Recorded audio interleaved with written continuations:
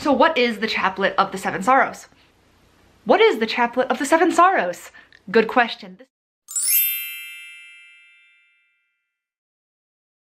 Hello everyone, welcome back. Cecilia asked if I could do a little video on the Chaplet of the Seven Sorrows, also known as the Rosary of the Seven Sorrows, so that way you might know what it means a little better.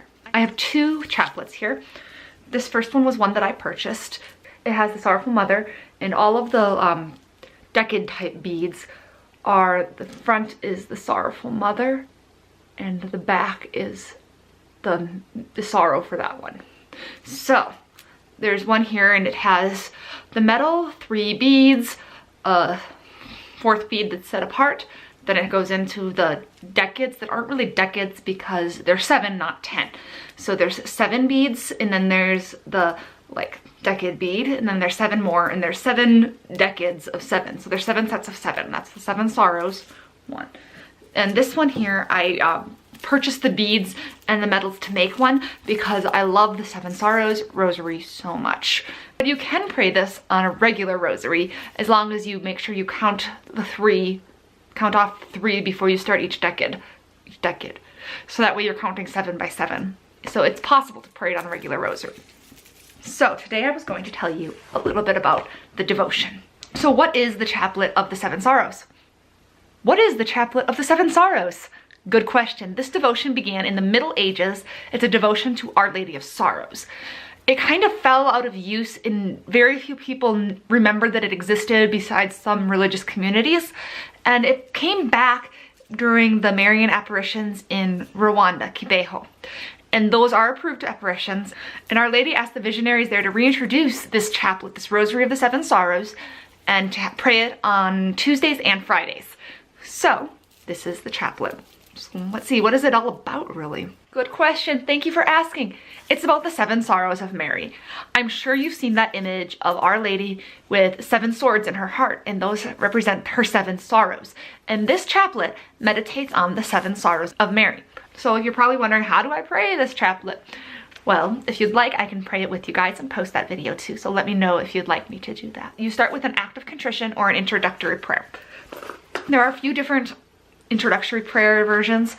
The version I use to pray the chaplet is from the book by Immaculée Lebeguiza, from Our Lady of Kibeho. I read this book a long time ago. Before, I was in high school, I think, when I read this book. But I actually saw Immaculée speak twice, and she is amazing. And one thing I really love about her book is in the back of it, she has a section for the Rosary of the Seven Sorrows. So how to pray it, and it talks about it. So she calls it the Rosary of the Seven Sorrows. It's also the Chaplet of the Seven Sorrows. It can be called either, it doesn't matter. But she talks about it, and she gives meditations for each of them. And she gives introductory prayers, closing prayers. And it's a beautiful way to pray this chaplet. And this is what I would use if you'd like me to pray it with you guys. So please let me know. But there's usually an act of contrition to start it because it's very penitential. It's a penitential prayer, a prayer of suffering. And then there's an introductory prayer. And then the 3 Aves for virtues of faith, hope, and charity.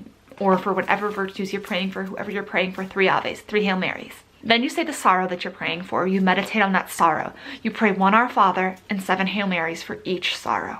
And that you continue this all the way around. You say the sorrow, you meditate on the sorrow, you pray the Our Father. You pray 7 Hail Marys. You go to the next one. And so on until you get to the end. And when you get to the end, you can say a concluding prayer. There's different versions you can say. Usually I'll be in tears by this point because this prayer is so emotional, especially with the meditations that are in Immaculée's book. The meditations are so moving. The first time I prayed this, I was in high school and I was in my room and I'm like bawling, and my mom comes in and she's like, "Are you all right?" I'm like, "I'm just praying."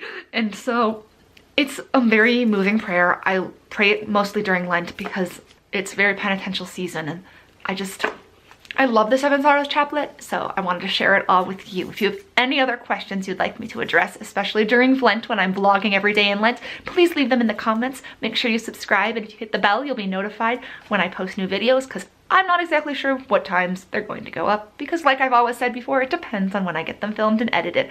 I will see you next time. Goodbye.